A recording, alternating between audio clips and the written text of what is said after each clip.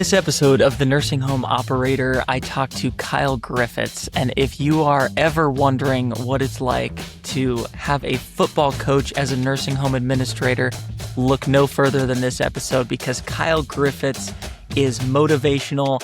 And the whole time it felt like I just wanted to put on my football helmet and run through a brick wall. It was awesome talking to him. We talked about the team dynamics and the importance of holding people accountable, as well as what makes it a great director of staff development and what makes a great certified nursing assistant or a CNA. It's also fun because Kyle is out there starting his own management company, which I think is the goal of a lot of administrators in the industry. And so it was fun to get his take on things as well. You're going to enjoy this episode. Let's get into it.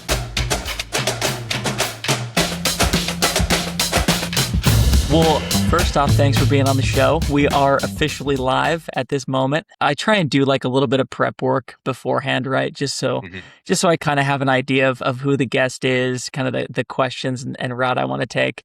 Totally. You're a BYU football player. Former BYU football player. Washed up now. Washed up, just over the hill. Yeah. There it is. Look at that, man. What years were you there? So I played from 2016 to 2020. Okay. And then coached 2021 and 2022. Okay. Yeah. You coached at BYU as well? Yeah. So I was a graduate assistant, just getting into coaching. Thought that's what I wanted to do. So I guess 2021 and then the spring of 2022. Yeah. Yeah. That's awesome. It was awesome. I loved it. That's so cool. I graduated from BYU 2017. So we overlapped there for a year or two. A little bit, but yeah, no doubt. Yeah. So what does a former BYU football player, what's he doing managing nursing homes? Or I guess formerly managing nursing homes, but still managing nursing homes. Now just managing multiple. But so I guess my story is I thought my whole life I loved football. I was going to be in football. It's all I really cared about. I didn't know anything about anything else. Went to BYU. I was a psychology major. I wanted to be a marriage and family therapist at the beginning because I really enjoyed people and recognized that. Yeah. But I then realized I don't want to go to more school, and I'm pretty passionate about what I'm passionate about. So I didn't want to take home the failures of marriages, right, into my own home and have that affect my family. So when I was trying to figure out what to do, Kalani actually approached me and asked me to coach. He was like, hey, I think you'd be a really good coach. We talked about it a little bit. And so then I got into coaching. And so then I was a coach for a little bit, loved it. It was so much fun being with the boys, working long hours, but being with your buddies and making things happen. And then on game day, just it all coming together. I loved it. And then I met a girl. And then girls, I know. And she was awesome. Everything, right? I know. Yeah, really. But she was awesome. She was actually all for it. My wife now, she was very supportive. If I wanted to be a coach, she's like, I'll be a coach's wife. We'll move around. We'll do all of that. Yeah. She's like, if that's what is best for our family and if that's what makes you happy. And so we were dating and then got engaged. And then I was coaching at a junior college in Texas while she was still playing soccer at BYU. She played soccer at BYU.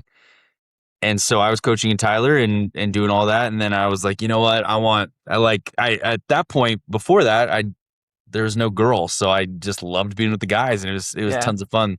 Then I realized, wait, I'd rather be with my wife and kids than be at work. And I prefer to put that above, and you couldn't do that as much with the job. So got into it. And then my father-in-law actually was one of the principals at Cascadia, which is a skilled nursing operating company. So he was with them. He helped start Cascadia and was one of their principals. And he introduced me to the industry. And when he introduced me to the industry, he basically he actually set me up with a guy and I volunteered in his facility for a few months. I moved to Idaho, volunteered there for 3 months and was like, okay, this is what I want to do. And then I actually had a former coach who worked with Ensign, and my father-in-law basically told me, look, if you can find your way to Ensign, he's like, they're the best company in the country. Their training there's no one does it better. Do everything you can to find your way there. So then I had to connect. My former football coach was worked with Ensign, and so then I went down there and I actually interviewed with Ensign and PAX because a bunch of my just closest best friends all work with PAX. And so I interviewed with PAX, and then I went over and interviewed with Ensign, and then decided to go with Ensign. And so that kind of got me into the industry. Yeah. All because of a girl. Man. All because of a girl. That's how it All started. because of a That's how it girl. always starts, right? That's the It tale as it old as does. time. Yeah, no, it is a tale as old as time. So we have actually a pretty similar way of finding the industry. It was also a girl for me. I was also I was working a job where I was, traveling Monday through Thursday, and met a girl. Would rather she got we got married. She got pregnant. It's the tale as old as time. Yeah. So You similar grow up, thing. the boy becomes a man and realizes, The boy has to become a man. Yeah. You love the boys, you love being with the boys, but I love my wife and kids more. Yeah. Yeah. Yeah. How many kids do you have? We just have one, and One. Okay. she just turned one last week. Her name's Navy. Yeah. Wait a minute. Hold on. Her name's Navy. Yeah, I know. My wife, she does not let me. She's like, it is not about BYU, and you're right. We didn't name her because of BYU, but I'm like, come on. All right, I got to tell you something. Oh yeah, I got a daughter, and her name's Navy as well. Hey, so, there we go. That. Yeah, that is she's cool. 2. She's turning 2 this month, so that's hilarious. Awesome. I had only heard one person ever named Navy before. We just both loved the name. That was the only name we really agreed on, but we both loved it. So that's awesome, Devin. You too. Okay. That is hilarious. That's a crazy coincidence. Everybody who listens to this podcast is going to think that that's planned, but that is a legit coincidence right there. That's awesome. That is awesome. So Kyle, after finding your way to Ensign, talk to me about what you're doing right now, because I think that rounds out the full picture, right? Yeah, no doubt. So I loved my time with Ensign. Ensign was an incredible company. There were so many mentors there. I loved everything about it. There were everything about it. I loved. I loved. They were so good to me. They were fair. They held me accountable. They helped me learn. They really have an incredible, very robust AIT program. I couldn't say enough good things about Ensign and my time there. And I still I've already had conversations with people that it doesn't work with, I started my own. I joined actually 3 partners and started our own skilled nursing operating company. But even now, like we're not at a point yet where we've really taken AITs or anything. I'm like, look, go to Ensign. I loved my experience there, and I would highly recommend it. But it just got to the point where I was looking to go into other states and help Ensign start Ensign in states that they weren't currently operating in. And the idea of entrepreneurship, the idea of risk with higher reward is what I got really excited about. So I was looking at doing that in different states for them, and it just kind of got things going. And then as I was going through that process, I realized, wow, I really enjoy the process of finding and acquiring and planning for new acquisitions and the flipping aspect of it. I liked that a lot more than I thought I would. I had been running Palm Terrace and Laguna Hills, and we were super successful there. We won a flag. I won a CEO award with Ensign all in the first year, and all of that everything was going super well, but I was ready for the next thing. I loved my people there, and honestly, it was like heartbreak, right? But I realized there's a lot. I liked the business aspect above skilled nursing, above being in a facility, and wanted to explore that, right? Yeah. And so as I was looking into other states, that was part of it. But then we just didn't have a deal yet, and an opportunity. The guy of my partners, they all came from Cascadia, but they had all been with Ensign and PAX at some point. And the one who I was really connected with was the guy I actually volunteered in his facility at the very beginning to see if I wanted to do this. He's now my partner. So his name is Brad Jacobson, and he's now my partner here. And then the 2 other partners were the 2 guys he introduced me to while I was with him. And one is Brantley Shattuck, and the other one is Kyle Skousen. So those are my partners, and I had met them all at Cascadia, and they had reached out to see if there was any interest, and I decided to have a conversation with them, and it was a great conversation, and now I'm here. That's awesome. That's awesome. So I want to go back to one thing you said, because you just glanced over it, or you just kind of breezed over it like it was no big deal, but it's a very big deal. Talk to me about that CEO award that Ensign gives. What is it, and what's it take to win that? Yeah, I mean, anybody's success in a facility it's not because of us. We know that, right? Like it's it takes a team. And in every single department, it takes a rock star or somebody to come in and make that happen. We're just there to help inspire and to create a vision and try and show them that vision and then hold everything accountable as we're going towards that vision, right? Is I want to inspire people to get to this point, and I'm going to help put systems in place and then hold those systems accountable to ensure that the facility's trajectory is all going towards that initial vision.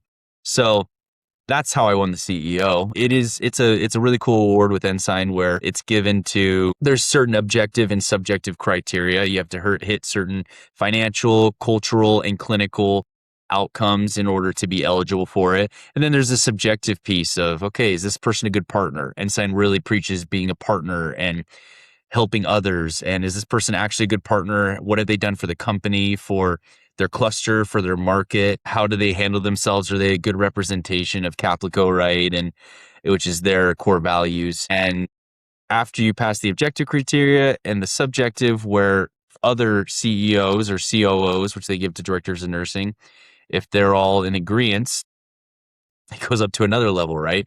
But it's something that a lot of people really stress about to make sure it's done appropriately. And you're adding all these emotions and all these different opinions all into that, all really care about it. So it's a whole process, but then some people are able to achieve that award. And it's just a cool recognition for, I think, for people who have worked really hard and have been able to have good results, and they're able to be recognized as such. That's awesome. That's awesome. Congrats. That is a huge award. Even I've never worked for Ensign, but that award is pretty legendary, even across the industry. So it's awesome to talk to somebody who's won it. Uh, even as you talk, Kyle, I can hear the football coach. Like I can feel it. Like it is. This isn't a quote, but it's the whole thing of you can take the man out of the football coach, but you can't take the football coach out of the man. Like that. That's what I'm getting right now. Is I can tell that you fire people up for a living. You're getting me fired up, and I want to know what are the similarities between a football coach and a nursing home administrator? Significant, actually. And I never would have thought, right? I had never heard of a skilled nursing facility 4 years ago. When I was looking into this industry, I didn't know the difference between net and gross, right? I had never taken a business class in my life. I have a father-in-law who was very successful in business and starting his own company. And I have in-laws who are all very successful. And I have a twin brother who's actually very successful in me personally, it was never my thing. I never thought about business, never cared. I honestly didn't think I would be able to. And so when I was looking even into this industry, it's cool that a company like Ensign was willing to take a chance on me because I had no knowledge whatsoever. But I was willing and I was excited and I was ready to be coachable. And I think that's what football taught a lot of. It teaches grit, that you got to be able to work hard and push yourself and push limits. And it teaches a vision, right? Of we want to achieve certain results, and it's going to take a lot of time to get there. But every day of workouts is so imperative to get to there. And it teaches humility. I mean, I was coached hard and yelled at by some but I had Kalani, and then I had a coach, Steve Clark, who was an incredible example of that, is that he loved me so much, but he also grilled me so much. But I needed it, right? And it was the perfect combination. So anyways, a lot of that went into the decision making to be in this industry. But then what I realized and recognized in the best administrators is they loved the heck out of people, and they achieved their results by loving and not by fear. And I saw that in the right coaches. There are some of the wrong coaches who would just swear at you and mother F you and whatever it was, right? And those are the coaches that in the end, I don't think they were as successful. They're not as good of coaches or as good as they could have been. Some can still be successful, but they're losing potential. But for the coaches that really loved you, like Kalani, his whole thing was love and learn. That was his everything, right? And Festi Satake and so many coaches, Elisha Tuyaki, I could name a lot, right? That really lived by that mantra. And because of that, we're more successful. But along those lines is you have recruiting. As a coach, I had to recruit, and I had to not necessarily convince, but show people why this is a place that they would want to be, right? I had to cut people, and it was tough, but especially at my junior college, right, that I was playing at or coaching at, I had to cut guys and say, I'm sorry, but you are no longer going to be here. This is your dream. This is your livelihood. This is everything. And I'm taking that away from you. I had to bench guys, right? And making those tough decisions was so hard and emotional, but it's the same here. If anything, it's more meaningful. You have a dream there, which is important, but you have people just trying to take care of their families here. But sometimes Yeah. they're not the right fit. You have to make that decision. So that helped. Working the long hours. I mean, during football season, you're working 80 to 100 hours every single week from August 1 till pretty much Christmas. And there's no break. Yeah. There's no off day. There's no anything like that. So you get used to that when you have to flip a facility or you're going through a survey or a resurvey time that you need to be there 7 days a week and you need to be grinding. And so that's another thing that coaching taught me. There was lots of similarities, lots of things that applied and I didn't realize how applicable they were. But anybody that's been on a team and especially in athletics, which is why so many have been really successful with, that's what PAX basically recruits BYU athletes and Ensign as well. And a lot of these companies are starting to get on that because they're players who understand grit, who have been coachable, hopefully, but then understand the team mentality. And that's what it is. Going back to that CEO award, it's not because of me. I was not that talented. I was this young guy that I still lack a lot of knowledge clinically and other things that I'm trying to get better at. But it's because I was able to go recruit some really good people to come in and inspire them to be able to do the job well and somehow get them going towards that vision of winning the flag and of having extraordinary results. And it took those really good people and it took recognizing that and getting them on board, which anybody that's been on a team then enjoys being on a team and realizes it's not about them. It's about having a good team around you. Yeah, absolutely. Well, so as an outsider looking in, it sounds like you were born to do this, right? Is the way that I'm viewing it right now. It's a niche. It's a niche. It's a niche industry, isn't it?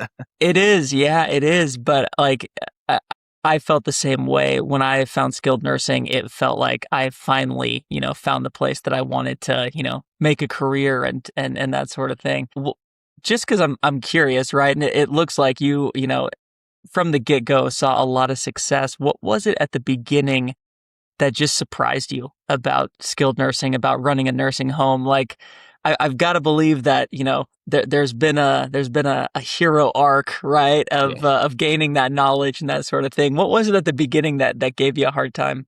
I mean, how little I knew, right? I like to be confident in my decisions, and then I make a decision, I go for it because I'm confident about it. At the beginning, there was so much I didn't know that I'm all about being appropriate and respectful about things, right? And so I want to make decisions accordingly. But if I don't have the knowledge around it, it's hard for me to go make that decision because I don't want to take advantage of anybody and I don't want anybody to take advantage of me. I want to do things the right way, but I want to push it really hard to make sure we're doing it the right way, but we're still pushing things hard, right? And not having that knowledge and not realizing how much there was really tough for me. That's why, again, I loved the cluster model of Ensign, and we're adapting that here at Nova. So I'm at Nova Health Services. That's the company we started, Nova. But we're adapting that exact same thing here. And if anything, we're trying to give even more autonomy to these administrators, but as also even more support. And that's how I got through. I had guys like Brett Allen and Rand Blooper and Dan Smith and Mike Empey, who was my original preceptor, and Matt Rutter. All these guys just wrapped their arms around me and helped me significantly to ensure I was successful. And anytime I had a question, I could call any of them at any time and they would answer. They'd give me a hard time, but they would help me every single time without fail. So knowing that I had that support and that help, I needed that at the beginning. But that is probably what was the toughest for me. And you know how it is when you go from your AIT program to going into the facility, it's just a different weight on your shoulders that it's just different. When now the decision is mine. Is this decision to let somebody go and put them on the streets, technically speaking? Is it the right one? I don't know. I think so. I'm pretty sure. But when the act of actually doing it, it's a different level on your shoulders. Yeah. Talk to me about that switch that had to happen. Cause I felt the same way, as an AIT, you're not the one calling the shots. You're second in charge. Yep. Everything you say can be put through the filter of the actual administrator, right? And so you're not really afraid of getting things wrong. They'll kind of be your guardrails. And then as soon as you get put in that first building and you're the guy, all of a sudden your decisions have real consequences. What was that switch like for you, and how did you make that switch? Yeah, I mean, I think it was really good having a good AIT program where they preached, like anytime somebody went on vacation, I went in their facility and I sat there. And it wasn't just, hey, keep the lights on. It was, hey, if you have thoughts or things you want to do it. You want to buy lunch for the people? Do it. If you've got to go do whatever it might be, Yeah, go make it happen. And so I kind of got a little bit of that as an AIT, putting clinical meetings in a facility that I'm like, you know what, I felt like this facility needed that. I held accountable in one meeting where I'm like, this person needs to be held accountable. And I also yeah, celebrated in other places where I thought they should celebrate. So that helped. But once it's all on your shoulders, you can't freeze, right? yeah, You just cannot get in the habit of freezing and not making decisions because then the facility will not progress. And I particularly went to a facility that was probably a dumpster fire culturally and clinically, and then just underperforming financially, not a dumpster fire, but they needed decisions and they needed someone who's the big thing that when I went and interviewed, did one-on-ones with all my department heads and a lot of the key players, and asked, what is one thing that you haven't had here that you'd like? And they just said follow through. Nobody's yeah, following through. Everyone says something, but then they freeze and don't make decisions. And so I try to make it a point that I'm going to make decisions and I will follow through. So when that weight's on your shoulder, you can't not making a decision is probably the worst thing. It's better to make a decision, whether it's good or bad and have good or bad consequences, but to at least be moving. Can't just sit still. And that helped relieve that weight, I guess. yeah. Yeah, you're jumping into, I guess, kind of the almost the team building side of it, right? Where what people wanted from the team was that you hold people accountable and follow through with the things that you said. I'm curious to get your perspectives on just that team building because I think you have a fun background with the BYU football coaching and that sort of thing. But what in your opinion makes your top talent employees want to stay and work with you? What is it that allows you to retain that top talent? I think just feeling like you're being heard, feeling like someone Yeah, actually cares about you and doesn't just say they care about you, and then taking care of them, right? I eh, you, I go to love languages all the time, where I love languages, but my wife might be a words of affirmation, or I might be a words of affirmation because I am. She might be a service, but if I'm always giving her words of affirmation, that might not be what she likes. She might yeah, not still feel loved, even though I think I'm giving that to her. And it's the same with service to her. Like to me, I want the words of affirmation, but she's just always serving me. That might not resonate as much, right? But it's the same in the workplace where you need to find how people tick, and adjust to each one of them. And just being willing to adjust and do those things really helps. And it helps them feel cared about. If you've ever read the book How to Win Friends and Influence People by Dale Carnegie, it's my favorite book ever, and it is so applicable to our industry and to building a team. But once they know that you care about them, I actually got a maintenance cart, and I'd go around and I kind of got what everyone's drinks, what everyone likes, and AM knock, PM shift, all the shifts. I'd put all those drinks on there and I'd cart it around at the beginning to get to know people. I'm like, okay, tell me your name, tell me something about you, and then you can have this energy drink that I know you like. And yeah, you just do that for a little while and they're like, okay, this guy cares about me. But then you can't just drop that off. You yeah. still have to, then you start holding accountable, but then you can do that in a loving, nice way. But just even doing things in the facility and making things happen makes them feel like, okay, this person cares and is trying. And anybody can appreciate that. So that's super important. I mean, to get them there, you have to be able to love them and to care and to get them on your team. But then after that, to get them to stay and retain, you just have to keep up with systems and continue those relationships.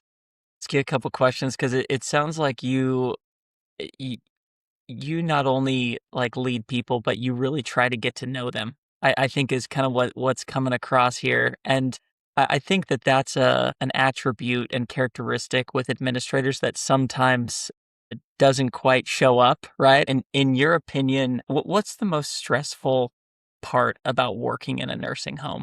Because I think that there's like some natural wear and tear, right? That comes with working in a nursing Yeah. home.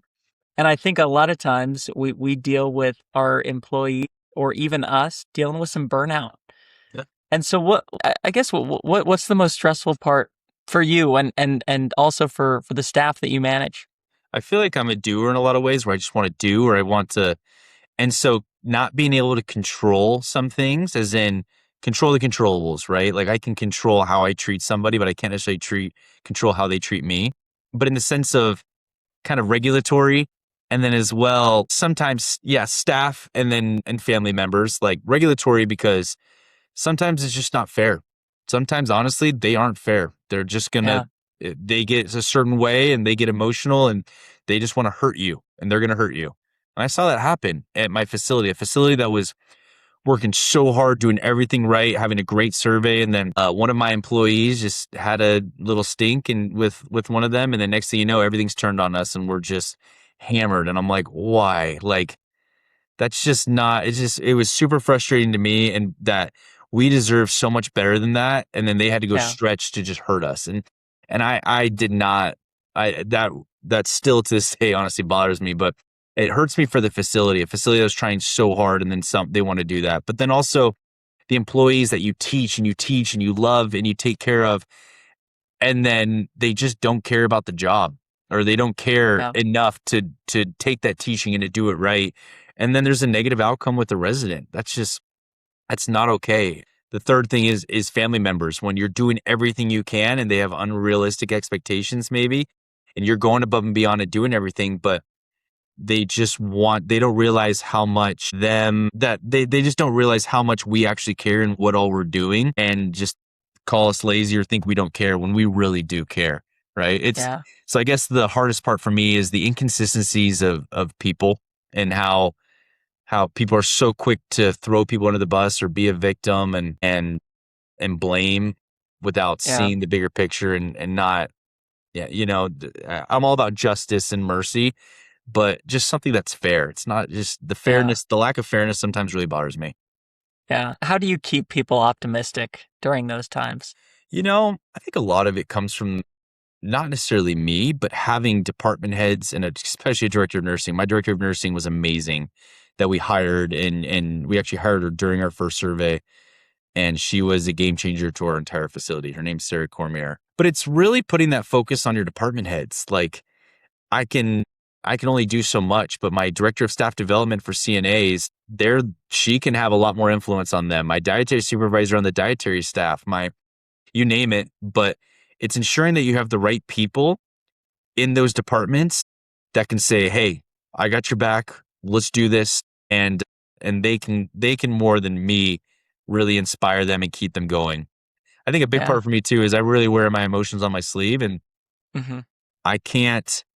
When I was having a tough day, it was hard for me to not show that I'm having a tough day. When I was frustrated, it's hard for me not to show I'm frustrated. But you have to stay optimistic, otherwise it just goes right onto your team. So Yeah. remaining Yeah. positive, just faking it till you make it. That was probably one of the best ways to do it. I love it. Believe it or not, faking it till you make it comes up quite a bit on this podcast. It seems to be a common trend. I definitely benefited from faking it till you make it at my first building. You said it. You said a couple of things there, Kyle, that like I just love. First is who was the employee that like you hired and was just like a game changer for your facility? Did you say director of staff development? No, my director, well, her as well. We Yeah. unfortunately, I went through 12 department heads in 12 months, my first year. And because culturally it just needed that. Yeah. And there was a new standard, there was a new vision Hmm. and if you couldn't live up to that, I wanted to give you every chance. I wanted to work with you. I wanted to love you. Yeah. But that was the standard and I could not deviate from it. And I couldn't do that because I had other staff who were already at the facility who they were at that standard as well. And I'd be doing them a disservice if I allowed other department heads just be down here, Yeah. when being down here affected them trying to be up here. It would have to pull them down. And I had a saying in my office. It said, "We rise by lifting others, and we don't rise by by bringing other people down, and we definitely don't be someone that's down so that other people have to come to our level. We Yeah. rise by lifting others." So my director of staff development, yes, was one of those, but my director of nursing, as your clinical partner, Yeah. that's everything. If you don't have a good director of nursing, you can't do the job at all. Just having a good director of nursing is just like takes so much weight off of your shoulders as the administrator. It Like does.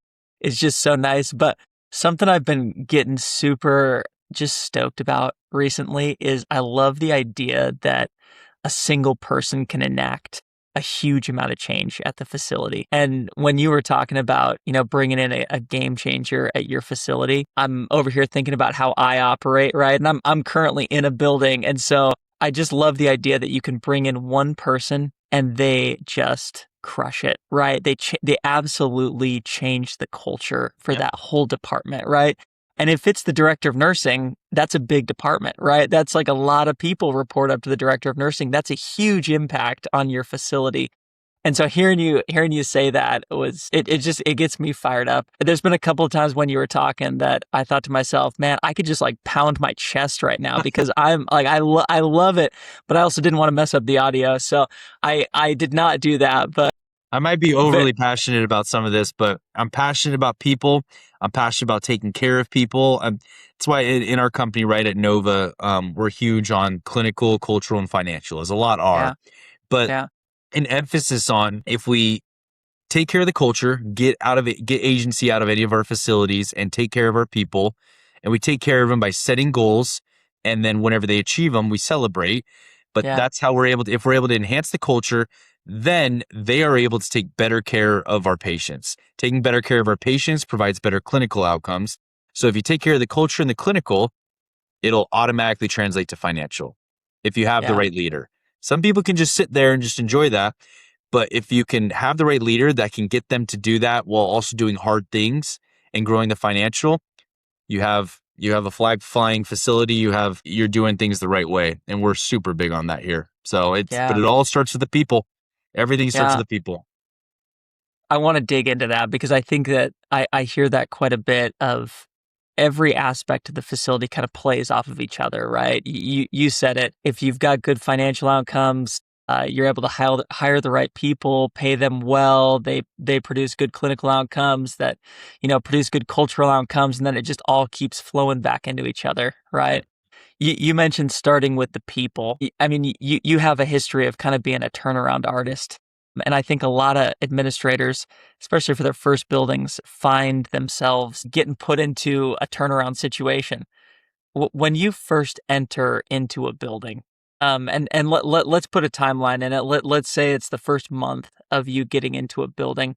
What are you looking at first? What are you thinking? Okay, like here's my mission critical things that I need to figure out in a very short amount of time. I mean, you got to focus on rocks, right? You need to look at a P&L and identify, okay, which PPDs are inappropriate, which ones are appropriate, which ones need help, but which ones are going to have which ones are going to change or move the lever the most, right? Which ones are going to have the Yeah, biggest impact on the facility. And it's up to you as an administrator to decipher that. In the first month, my first couple weeks were, I just want to get to know people. I want to understand, because I could be looking at a P&L, like my facility in particular, the regulation for PPDs in California is a 3.5 yeah, and 2.4 for CNAs. And we were significantly higher than that. They were close to a 5.0. And I was like, okay, well, that might seem like that's inappropriate. How inappropriate is that? Is it yeah, appropriate? Is it not? Is it due to inefficient staffing? Is it due to what is it due to, right? And we had 180 shifts of registry a month. What is happening here? So it takes a week or two to really look at it and make sure I'm making an intelligent decision. And once you do that, then you can start making decisions. And that's what it was for me. I was like, okay, we're not a 3.5 facility. We are yeah, 50% skilled at that time. We're 99 bed facility, 50% skilled. We have some pretty high acuity. We still need to be higher, but 5.0 isn't necessary. And then we just created a system of staffing and how we're like mutually agreed upon staffing ladder. And we were all on the same page and how we're going to hold it accountable. And we did that. And once you did that, we realized, wow, we're sometimes we just have staff that are just there and don't even really have a responsibility. yeah, And those staff were a lot of the agency staff. So once we cut those out and we held it accountable, it's like, oh, we actually do have enough staff. We just created organization and then able to hold that accountable. But you find the things that you get to know them, you understand the bigger picture of it all, what is actually appropriate, and then, like I said, you find three rocks that are really big and really important. You dedicate all your time to that. Yes, yeah, you've got some stuff at the beginning that you got to get those monkeys off your back, right? And you got the monkeys and you got to figure all that out. but you ensure every day that you're doing something towards those 3 rocks. Didn't Armageddon happen the second you started cutting staff though? They're used to running a 5.0 PPD, which Yeah. almost double, the required amount. I guess not. It's almost 50% Significantly more. higher. Yeah, than the required amount. I mean, didn't that just? How do you keep people believing at that moment? Because I just know that once people get set in doing something, change is scary, right? Especially when you're cutting staff, because most of the time people affiliate that with, I'm going to have to do more work. Well, Yep. I'm already busy. How am I supposed to do more work? No doubt. Like what? How did you keep the ship from just completely imploding at So that once again, point? it's not me, it's my leaders, right? And my Love it. director of staff development at the time was in charge of that, right? They were in charge of the staffing. Me, the director of nursing and director of staff development met. And we came Yeah. up with a mutually agreed upon solution. We all agreed. We left it. We're like, yeah, that's a good idea to me. That's a good idea to me. We all compromised in different places. We said, all right, Ray break. Let's just go back to football, right? Like, Ray Yeah. break, let's go do this now. Yeah. And we left it and it didn't happen. Like, they didn't. It just, I would try and hold it accountable and it just wouldn't happen. And I'm like, okay, let's bring this back.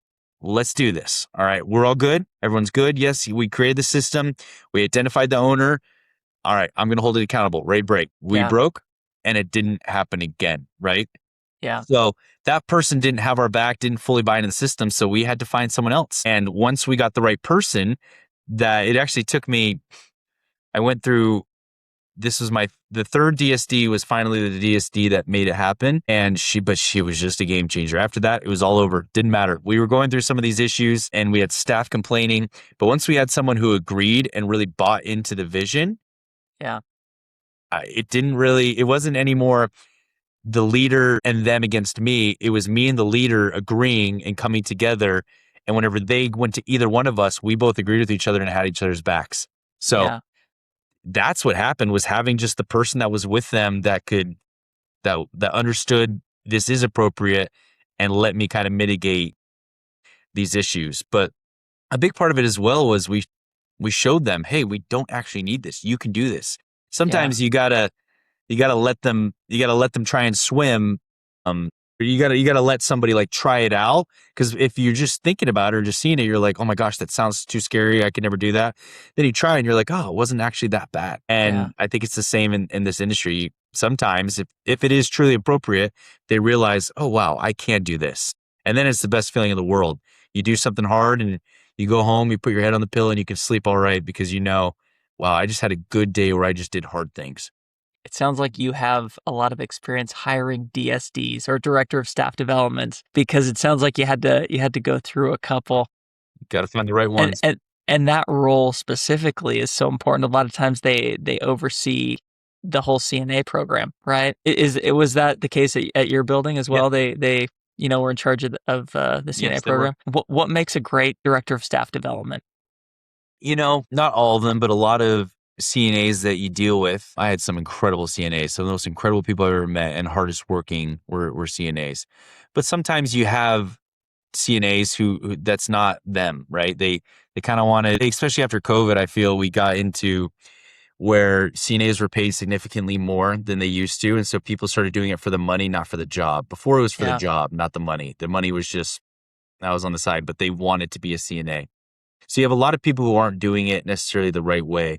So the best DSDs to me are ones who can educate in a way that sticks, right? They inspire. Yeah.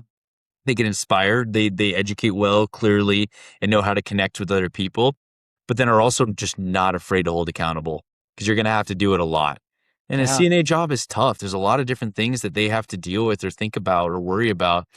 And so finding a director of staff development who's not afraid to go hold them accountable and then can also educate really well, those are two extremely, and then also who are willing to get their hands dirty and go do what the CNAs are doing, go be out there with them and see their leader like that. Those are three of the most important things I'd say. Yeah, absolutely. CNA might be the hardest job at the building. No doubt. It's definitely underappreciated. It's one of those jobs that like I look at and I just have a ton of respect for them, because they've got to do things that no one else in the building has to do. And when it comes to patient care, they got to get their hands dirty, and not always in the in the nicest ways. What makes a great CNA? Because you have to hire a lot of those at the building in order to take care of your patients. I look for someone. I mean, anytime I do an interview, and especially during orientation, I always tell them, look, they are here for us. We are not here for them. So looking for someone who is there for the right reasons, not just for money. Looking for someone who is humble, doesn't have typically a tougher attitude, like an attitude of entitlement is super unhealthy as a CNA. So like in anything, it's just someone who's going to be willing to work hard. Grit. I look for grit and humility are probably the two biggest things in that position. Yeah. Grit and humility. They need a lot of grit. Man, I wouldn't make it as a CNA for more than 24 hours. And that's being generous to my ability. Yeah, so they're amazing. Yeah. Well, I know we're wrapping up here on time, but I wanted to chat really quick just about your new role, because I think it's one of those roles that a lot of administrators would like to eventually find themselves in, owning their own management company or owning a building, or, in kind of that level, or even, you mentioned overseeing multiple facilities now in that regional capacity, right? And obviously you're in a different situation, but I'm interested to know what has been just the biggest hurdle, or I get not hurdle. What's been the biggest change with your job now versus when you were an administrator?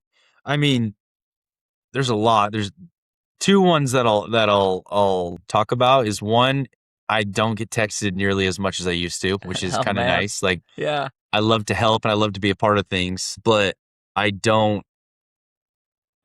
get those millions of messages, and I don't get calls in the middle of the night anymore, which honestly, that is super nice. Also, leaving a large company like Ensign, where you have a million resources for everything, you come and start your own thing and you realize we are the resources for everything. So that's a big part of what I'm learning. Like now I have to go figure things out, or I have to go connect with people, with my partners, right? Which is so important that you have really good partners like I do that are knowledgeable and understand what they're doing and are gritty and willing to work and help, but just not having a resource for everything. It's tough. Yeah. And cash is king. Cash is everything. Collect. Otherwise, you don't have anything. Yeah.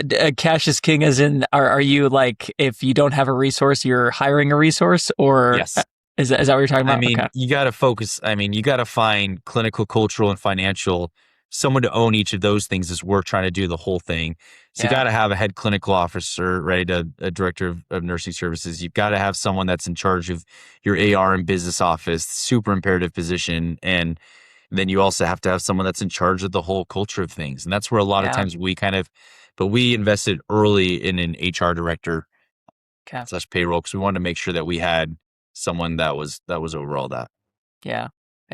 Now, remind me, does Nova, they're a management company. Do they do I thought they were temporary management. Is that not right? Or no, so Nova Health Services. So we own and operate skilled nursing facilities. So gotcha. We currently have 2 facilities in the Midwest, one in Iowa and one in Nebraska. We have 2 acquisitions coming up within the next month or 2. And in the Midwest as well, and we're going to grow, and we want to own the real estate. We want to operate the facilities, both, either one, and expand as a company. So that's awesome. It's fun stuff, honestly. Well, after chatting with you, I would bet on Nova doing well. Thanks so much for jumping on. It's been awesome talking to you. I love hearing, the football coach side of things, because a lot of times you need a football coach in a nursing home. That's it's a tough job, and you gotta be able to motivate people to do tough work. So I really appreciate it. Thanks for listening to this episode of The Nursing Home Operator. If you enjoyed the show, we'd really appreciate it if you'd subscribe, leave a review, drop a comment, or share it with someone in the industry. We're a new podcast, and every bit of support helps us grow. If you'd like to be a guest on the show, suggest a topic, ask a question, or share some feedback, there's a link to our Google form in the podcast description. We'd love to hear from you. Thanks again for listening, and we'll see you on the next episode of The Nursing Home Operator.